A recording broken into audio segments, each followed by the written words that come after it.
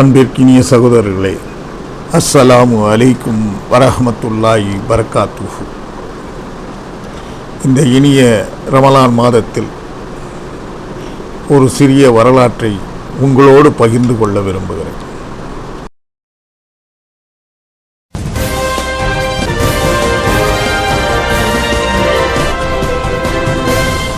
மாமனிதர் நபிகள் நாயகம் ஸல்லல்லாஹு அலைஹி வஸல்லம் அவர்களின் ஈரல் துண்டு என்று வர்ணிக்கப்படும் ஃபாத்திமா ரலியல்லாஹு அன்ஹா அவர்களின் நபிகள் நாயகத்தின் அன்பு மகள் திருமண வயதை அடைந்ததும் பெருமானார் ஸல்லல்லாஹு அலைஹி வஸல்லம் அவர்கள் அலி ரலியல்லாஹு அன்ஹு அவர்களை மருமகனாக தேர்ந்தெடுத்தார்கள்.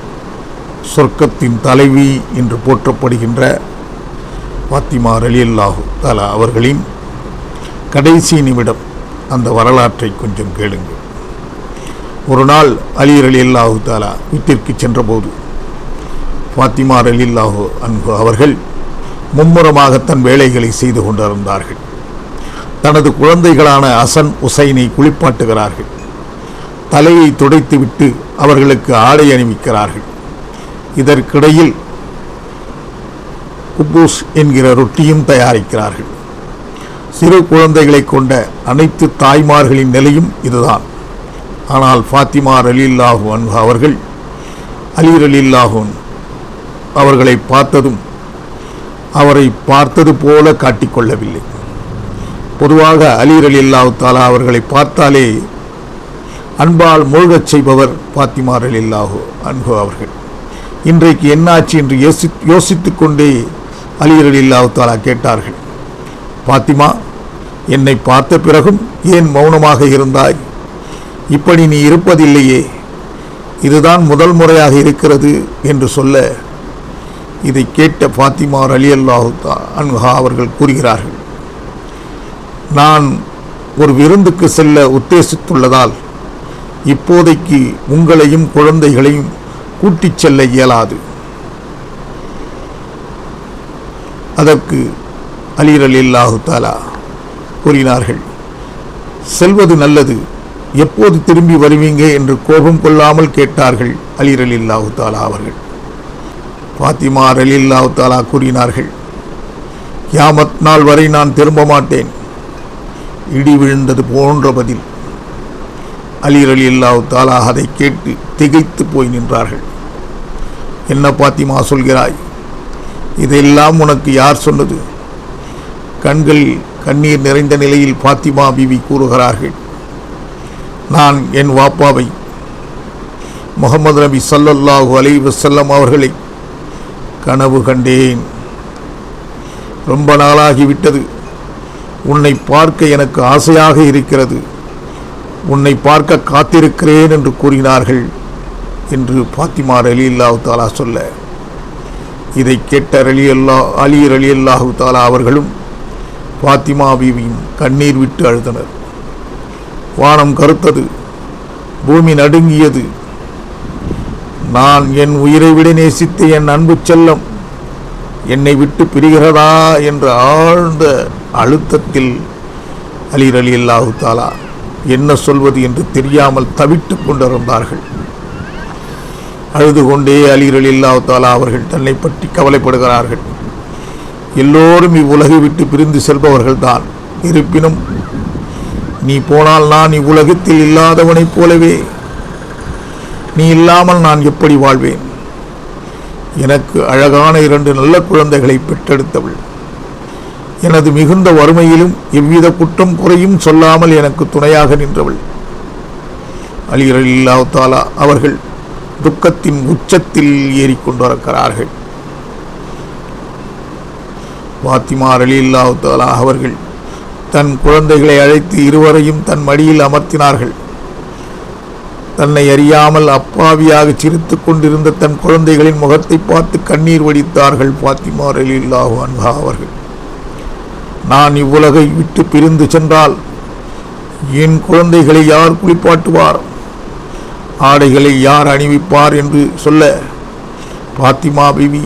ஃபாத்திமா ரலியல்லாஹு தஆலா அழுது கொண்டே தன் குழந்தைகளுக்கு துருவாக முத்தமிட்டார்கள். இதையெல்லாம் கேட்டுக்கொண்டிருந்த கணவர் அலி ரலியல்லாஹு தஆலா வேதனையில் மூழ்கி போனார்கள்.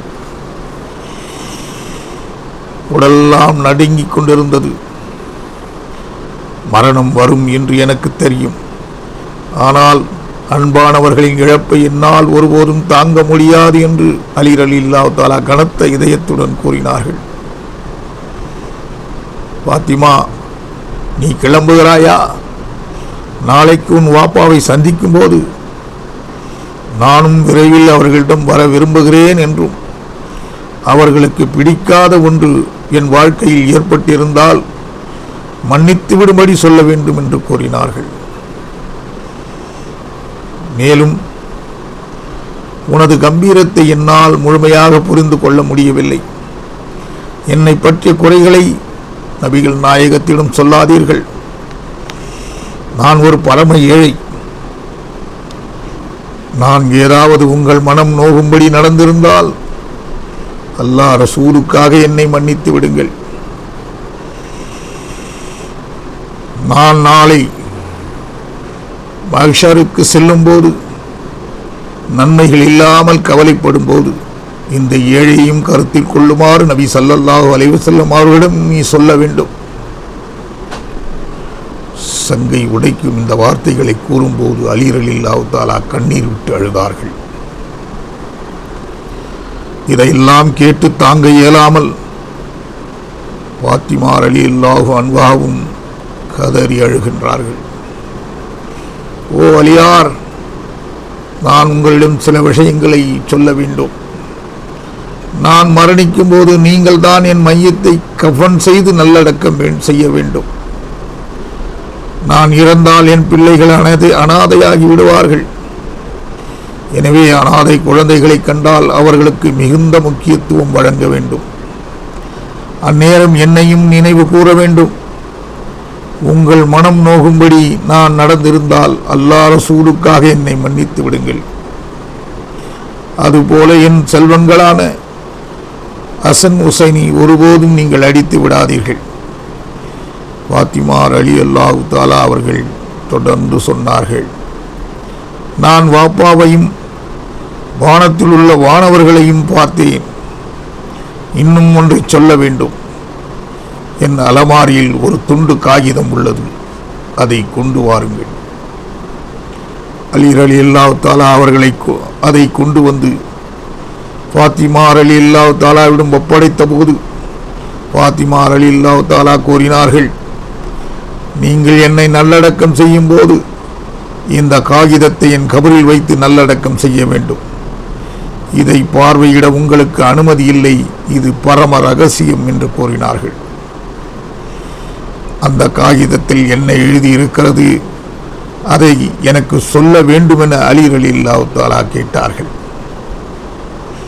அதற்கு பாத்திமா ரலியல்லாஹு அன்ஹா அவர்கள், அன்பரே, நம் திருமணத்திற்கு முன் வாப்பா என்னிடம் கேட்டார்கள், நான் உன்னை அலிக்கு 400 திர்ஹம் மகர் கொடுத்து திருமணம் செய்து வைக்க விரும்புகிறேன், உனக்கு திருப்தியா என்று கேட்டார்கள்.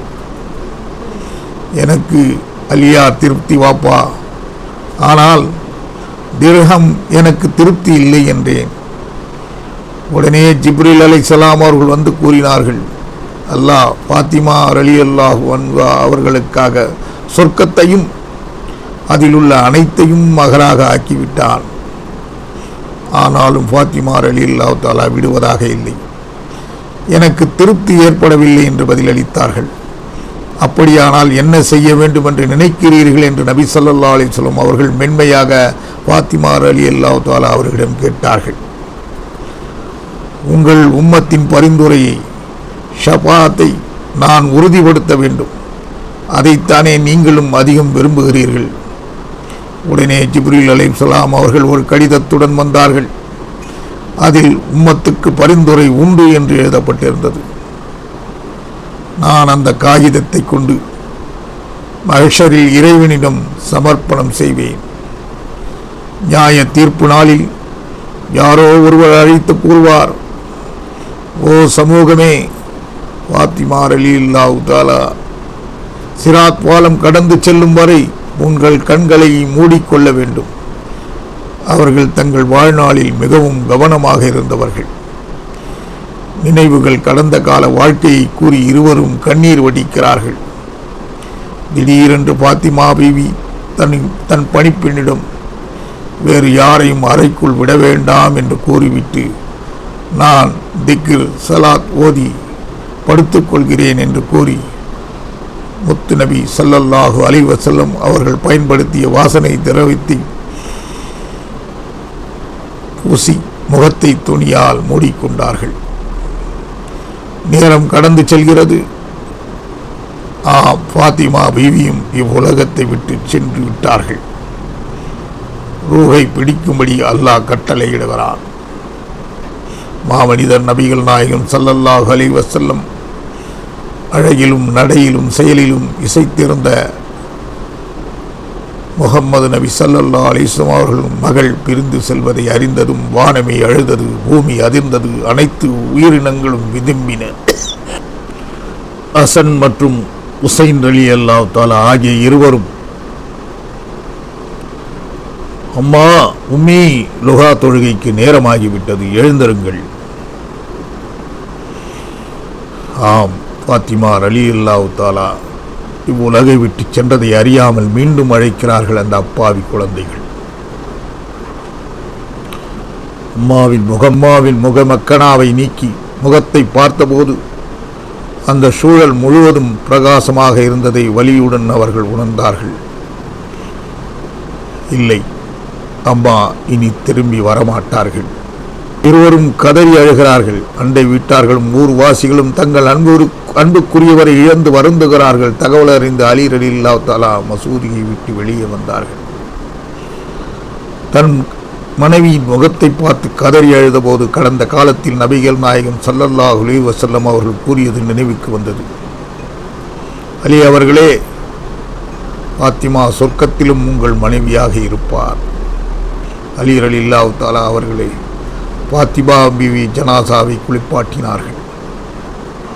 பாத்திமா பீவியின் வாழ்க்கையில் அந்நிய எந்த ஆணும் அவரது அவுரத்தை பார்த்ததில்லை. இந்நிலை அவருடைய மரணத்தின் போதும் தொடர்ந்தது. இனிய சகோதரர்களே, மரணத்தில் கூட நம் சொந்த ரட்சிப்புக்காக மட்டுமே பேசியவர். தனது வாழ்நாள் முழுவதும் அந்நியர்களை பார்க்காமல் கவனமாக இருந்தவர்.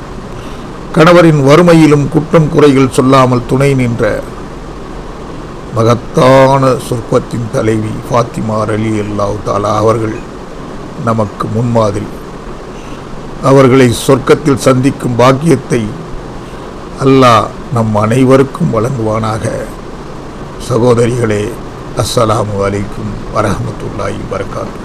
பசி என்பதை யாவருக்கும் உணர்த்தும் மாதம், நல்ல பண்புடனே ஜக்காத்தை வழங்கும் மாதம், வாரி வழங்கும் மாதம் ரமலான்.